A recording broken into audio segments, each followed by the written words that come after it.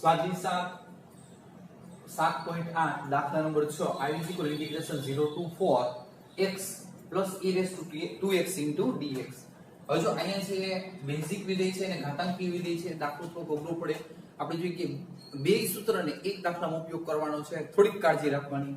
આપણે જોઈએ કે પહેલા શું તો a is equal 0 અને b is equal 4.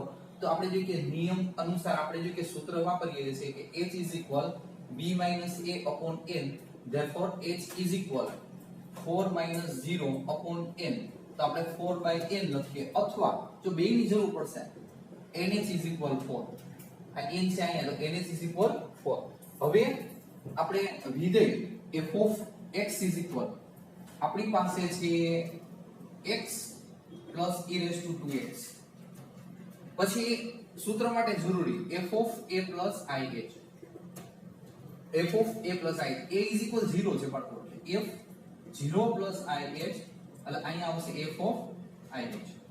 હવે x હોય ત્યાં x આવે છે અને ih લઈ ગયા ih એટલે આપણે શું કહી શકીએ ih plus e raised to 2ih. હવે f of a plus ih is equal આ તમારે મૂકવાનું રહેશે. હવે જોઈએ કે આપણે સૂત્ર પહેલા એક જ સૂત્ર આપણે જોઈએ કે integration a to b f of x dx is equal આપણે એમ કહી શકીએ કે limit n tends to infinity h sigma I is equal 1 to n અને f a plus i n. આ એક જ પ્રકારનું સૂત્ર પછી અલગ કરી નાખશું આપણે. હવે જોઈએ કે integration a to b f of x dx તો કમ્પ્લીટ આપણી જે રકમ છે therefore integration 0 to 4 x plus e raised to 2x into dx is equal limit n tends to infinity અત્યારે h m no sigma f a plus ih is equal bracket માં ih plus e raised to 2x sorry બરાબર છે. આપણે keyword મૂકી. હવે આપણે જોઈએ કે અલગ કરવાનું થાય. Limit n tends to infinity આપણે જોઈએ કે સિગ્મા સોરી h સિગ્મા ની અંદર રહેલી h into sigma I plus આપણે જોઈએ કે sigma e raised to 2ih limit n tends to infinity h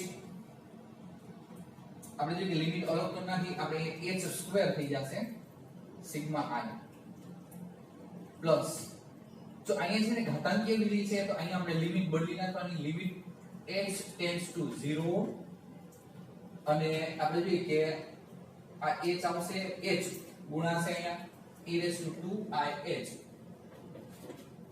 ready બ્રેકેટની કઈ જરૂર નથી. હવે આપણે જે કઈ સૂત્ર છે એ અનુસાર અત્યારે આપણે જોઈએ કેમ લખીએ કે limit n tends to infinity h square છોકરો h square 16 by n square sigma I તો n કાઉન્સમાં n plus 1 by 2 plus limit h tends to 0. હવે અહીંયા આપણે જોઈએ કે h I ની કિંમત 1 લ્યો તો 2h 2 લ્યો આપણે જોઈએ કે 4h plus up to e raised to 2nh સમગુણોત્તર શ્રેણી અને એનો સરવાળો. બરાબર છે. આપણે જોઈએ કે સમગુણોત્તર શ્રેણી અને એનો સરવાળો આપણે જોઈએ કે એક વખત રકમ વ્યવસ્થિત ફરી પાછી ચેક કરી લઈએ.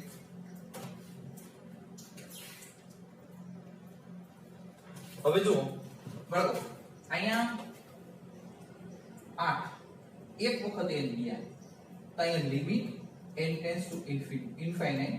હવે અહીંયા આપણે જોઈએ કે 8 by n n common 1 plus 1 upon n plus limit h tends to 0 આ h m નું આને સૂત્ર લાગુ પાડવાનું છે બાળકો. સૂત્ર સમગુણોત્તર શ્રેણીનું સૂત્ર આપણે એમ કહી શકીએ કે સમગુણોત્તર શ્રેણીમાં શું આવે છે તો કે a એટલે પ્રથમ પદ e raised to 2h r raised to n minus 1 એટલે n મું પદ e raised to 2 nh minus 1 upon r minus 1 એટલે બે નો ગુણોત્તર e raised to આપણે જોઈએ કે 2h minus 1 બરાબર. આપણે જોઈએ કે આ સમગુણોત્તર શ્રેણીનું સૂત્ર લગાવ્યું છે Sn is equal a r raised to n minus 1 upon r minus 1 વાળું સૂત્ર અહીંયા આપણે લગાવ્યું છે. હવે અહીંયા સવાલ એમ છે આ બાજુ થોડુંક લઈ લઈએ. nh is equal 4 છે, જો મારે જરૂર પડશે nh is equal 4. હવે જો અહીંયા n cut n tends to infinity 1 upon n tends to 0, તો આપણે કહી શકીએ કે 8 બ્રેકેટમાં 1 plus 0, જો 8 બ્રેકેટમાં 1 plus 0. હવે સામેની બાજુ થોડોક ફેર છે એટલે લિમિટ હમણાં દૂર નથી થાય એમ, તો લિમિટ h tends to 0 આપણે જોઈએ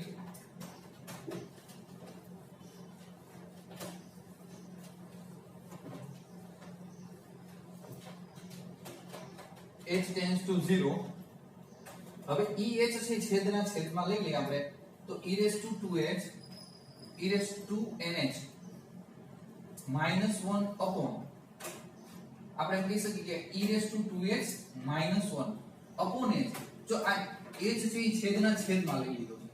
હવે આપણે જોઈએ કે કમ્પ્લીટ તમે જો અહીંયા છે ને e raised to 2h છે, અહીં 2h આવવા જોઈએ, તો ઉપર નીચે આપણે 2 વડે ગુણી નાખીએ. હવે આપણે એની કિંમત જે કઈ છે, જો આ 8 plus e raised to limit h tends to 0 બરોબર છે, h ની કિંમત 0 એટલે e raised to 0. અહીંયા આપણે જોઈએ કે e raised to 2h nh છે, nh બટ મેં હમણાં કીધું nh is equal 4 છે, તો e raised to 2 બ્રેકેટમાં 4 minus 1 upon આની કિંમત તો 1 થઈ જશે upon 2 into 1 બરોબર.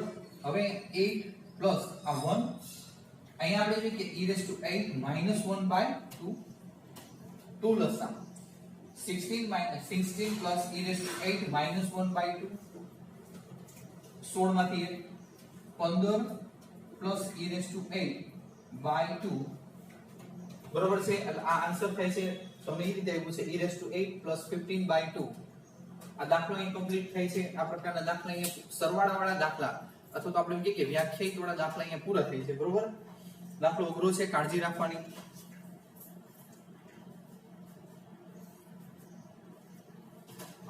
હવે પછીના દાખલા છે સરળ છે, સરવાળાના સૂત્ર કે એવું કંઈ લગાડવાનું નથી, ને ડાયરેક્ટ આપણે જોઈએ કે ઇન્ટિગ્રેશન કરવાનું છે. હવે બધું રિવિઝન થશે.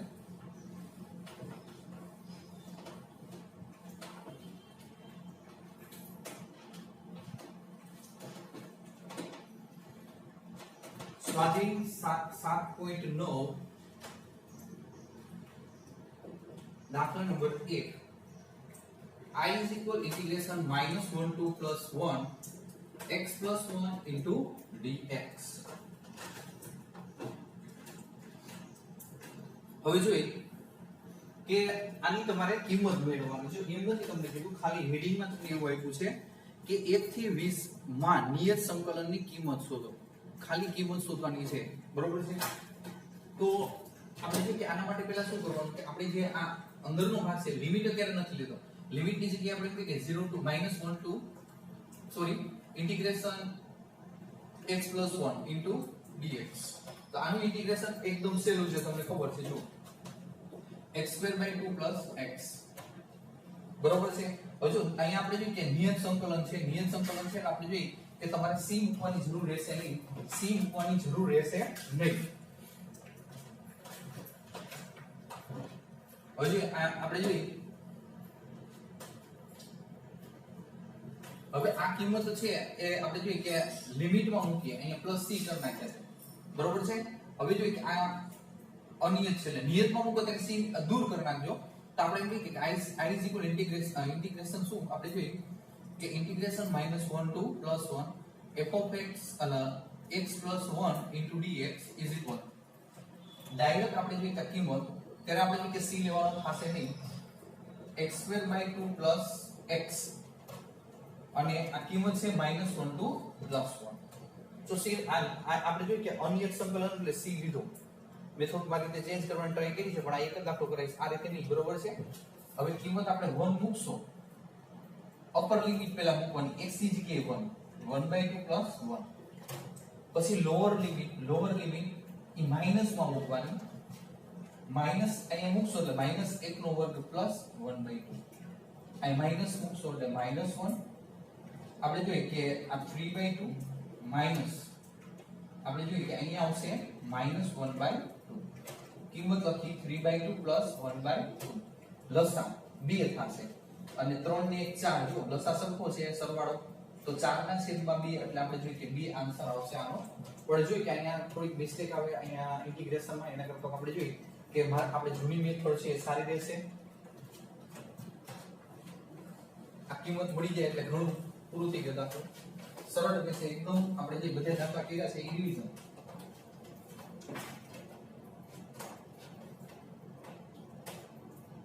આ number 2 I is equal integration 2 to 3 1 upon x dx. બરાબર, તો અહીંયા આપણે જોઈએ કે સંકલન એકદમ સરળ છે 1 upon x નું, તો આપણે કઈ log mod x, અને અહીંયા આપણે જોઈએ કે 2 to 3. હવે પેલા અપર લિમિટ મૂકો તો log 3, લોઅર લિમિટ માઈનસ કરીને log 2, log કોમન કાઢો તો 3/2. બરોબર છે, આ આન્સર થશે.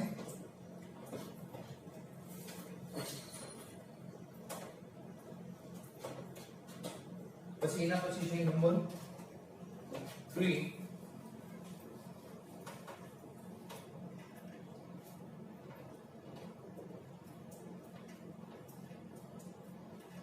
1 to 2 4x cube 5 square 6x plus 9 into dx. હવે જોઈએ આનું ઇન્ટિગ્રેશન તો સરળ જ છે, બધે વચ્ચે સરવાળાનો સંબંધ, સરવાળા બાદબાકીનો સંબંધ છે. ડાયરેક્ટ આપણે એમ જોઈએ તો અહીંયા 4 એક ઘાત વધારી દો બાય 4, આ 5 એક ઘાત વધારી દો by 3 plus 6x square by 2, આ 9x 1 2, આ 2 આવશે 1 2 2. હવે આપણે જે છે જે ઉડે છે એ ઉડાડી આપણે 2 3, બરોબર. એટલે અહીંયા આવશે x raised to 4 5/3 x cube plus 3x square plus 9x 1 2 2. 2 ની 4 ઘાત 16, 2 ની 3 ઘાત 8 થશે 8/3. બરોબર છે. અપર લિમિટ છે, અપર લિમિટ બીજી છે 2 ની 2 ઘાત એટલે 4, 4 તેરી 12 18 minus lower limit 1 1 minus 5/3 plus 3 plus 9. જો 1 કિંમત મૂકી છે એટલે બધું જ નામ આવશે. હવે અહીંયા આપણે જોઈએ કે ટોટલ સરવાળો 16 વત્તા 12 વત્તા 18, 16 નો સરવાળો વધ્યા 1 4 46. અહીંયા આપણે જોઈએ કે 46 minus 8 5 40, અને અહીંયા આપણે જોઈએ કે 9 10 11 12 13.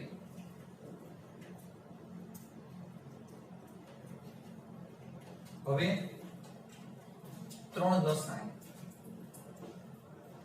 46 ગુણ્યા 3 6 તેરી 18 નો વધ્યા 1 4 તેરી 12 ને 13. આપણે જોઈએ કે કેસુ 138 minus 40/3, અથવા તો બાળકો અહીંયા આપણે જોઈએ કે વાંધો નહીં હાલશે. હવે અહીંયા 13 તેરી 39, 13 તેરી 39 39 minus 5/3 40 બાદ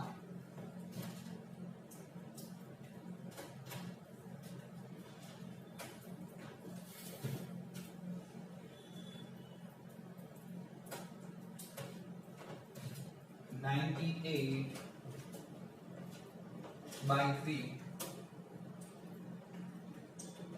અને અહીંયા 5 બાર 34/3 3 લસા ફરી પાછું.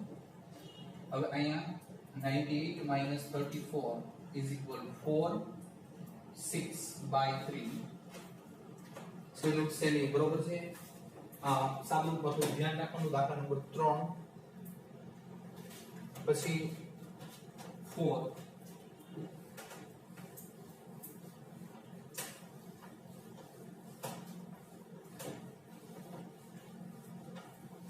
number 4 sum number 4 I is equal integration 0 to pi by 4 sin 2x dx બરાબર એકદમ સહેલું છે. જો sin નું સંકલન minus cos 2x અને x નો સહગુણક 2 છેદમાં minus cos sin નું minus cos સંકલન છે 0 to pi by 4. હવે અપર લિમિટ pi by 4 મૂકશો minus cos A pi by 4 મૂકો ને બાળકો એટલે આપણે જો કે 2 છે pi by 2 થઈ જશે અને upon 2 બરોબર છે. જો અપર લિમિટ આપણે બાળકો મૂકી છે upper limit minus cos pi by 4 મૂકશો એટલે pi by 2 થઈ જશે આ 2. પછી આપણે જો કે 0 લોઅર લિમિટ મૂકો તો આપણે એમ કહી શકીએ જો માઈનસ માઈનસ પ્લસ બરોબર છે. અથવા તો આપણે જો કે પહેલી વખત છે તો માઈનસ કેમ રાખી બ્રેકેટ ની અંદર minus cos 0 થઈ જશે by 2 બરોબર. હવે pi by 2 cos pi by 2 is equal 0